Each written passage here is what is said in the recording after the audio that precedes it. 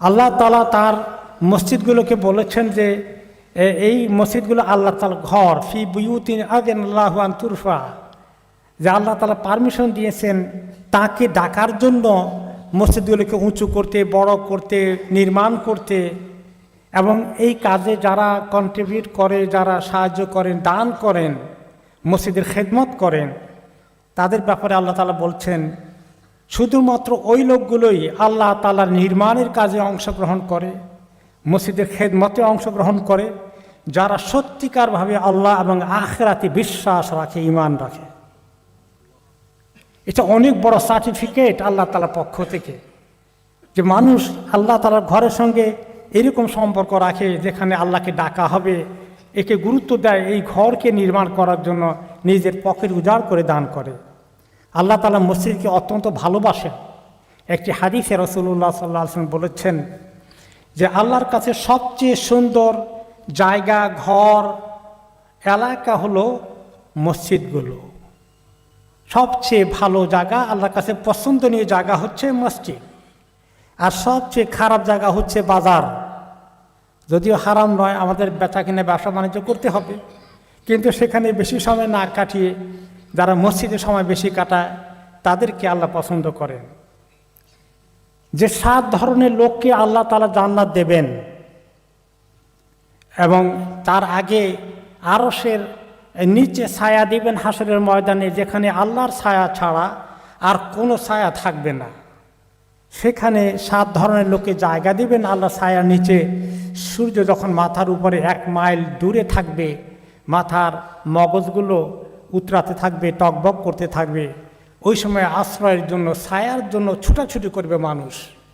2টো ছায়া সেই ময়দানে আসে। একটা ছায়া হলো আল্লাহ তাআলার আরশের নিচে ছায়া পাওয়া, আরেকটা ছায়া হলো যে আমরা যে দান খয়রাত করি, এগুলো আল্লাহ তাআলা দান খয়রাতকে নিয়ে এসে আমাদের মাথার উপরে ছায়া বানিয়ে দিবেন। সুবহানাল্লাহ। আল্লাহ তাআলার এই ঘরগুলোকে আল্লাহ তাআলা যারা এই নির্মাণ করে, টাকা পয়সা দেয়, খেদমত করে, ক্লিন করে, সবারই সত্যিকার ইমানের স্বীকৃতি দেওয়ার পরে আল্লাহ তাআলা বলছেন যে এই যে মসজিদ, এই মসজিদকে ভালো জায়গা মনে করা, যেখানে যেটা ভালো সেখানে বেশি সময় কাটানো, সেখান থেকে বেশি কানেকশন সৃষ্টি হওয়া আল্লাহ তাআলার সঙ্গে।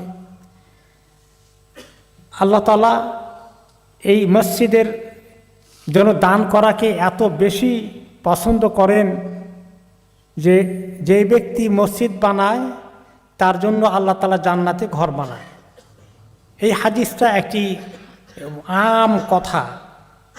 এখন আমাদের সবার পক্ষে তো মসজিদ বানানো সম্ভব হবে না। আমি একলা মসজিদ বানাতে পারবো না, আমরা অনেকেই একলা মসজিদ বানাতে পারবো না। কিন্তু আমাদের মতো যারা অংশগ্রহণ করি কিছু টাকা পয়সা দিয়ে, তাদের ব্যাপারে আরেকটি হাদিস এসেছে, যে ব্যক্তি চড়ুই পাখির বাসার মতো একটা মসজিদও বানায় তার জন্য আল্লাহ তাআলা, বা তার চেয়ে ছোটো বানায় তার জন্য আল্লাহ তাআলা জান্নাতে ঘর বানাবেন। এখন চড়ুই পাখির বাসা কত বড় সাইজ, এখানে কেমনে নামাজ পড়বে? তার অর্থ হচ্ছে যে চড়ুই পাখির জায়গার মতো এতটুকুন যদি সে দান করে, এই ছোটো সাইজের তার দান দিয়ে এতটুকুন সাইজের কাজ করা যায় মসজিদে, অংশগ্রহণ করলো, তার জন্য আল্লাহ তাআলা জান্নাতে ঘর বানিয়ে দেবেন।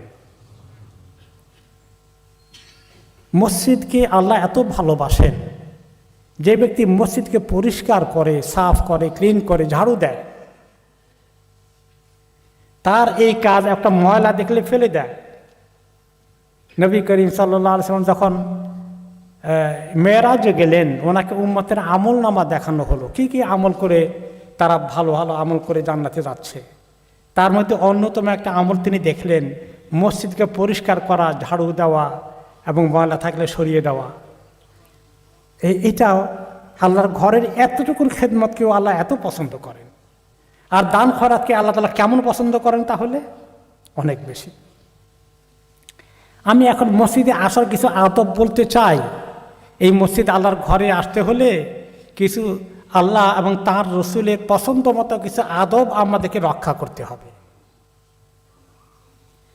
আদবের মধ্যে হলো, তিনি বলেছেন জুমার দিনে তোমরা একটু গোসল করে আসবে, যাতে করে গোসল করলে শরীরটা পরিষ্কার থাকবে, আমাদের শরীরে কোনো দুর্গন্ধ থাকবে না। আশেপাশে একদম কাছে কাছে দাঁড়িয়ে নামাজ পড়তে হবে।